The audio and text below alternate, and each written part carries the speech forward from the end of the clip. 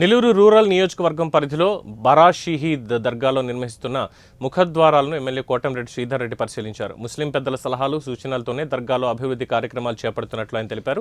బారా షహీద్ దర్గా అభివృద్ధి కోసం 11 సంవత్సరాలుగా శక్తివంచన లేకుండా కృషి చేస్తున్నట్లుగా తెలిపారు. ఈ మేరకు 85 లక్షల నిధులను దర్గా అభివృద్ధి కోసం కేటాయించినట్లు ఆయన తెలిపారు.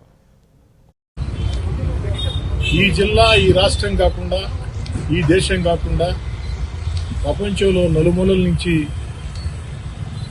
కులాలకి మతాలకి అతీతంగా భక్తులు ఇచ్చేసే బారా షహీద్ దర్గా ఆ యొక్క రొట్టెల పండుగ నాడు కోరికలు కోరుకుంటే తీరుతాయని అచంచల విశ్వాసంతో లక్షలాది భక్తులతో నిండే బారా షహీద్ దర్గా నెల్లూరు రూరల్ నియోజకవర్గంలో ఉండటం నా అదృష్టంగా భావిస్తుంది. బారా షహీద్ దర్గా అభివృద్ధికి గత 11 ఏళ్లుగా నా శక్తి వంచన లేకుండా కృషి చేస్తూ వచ్చా.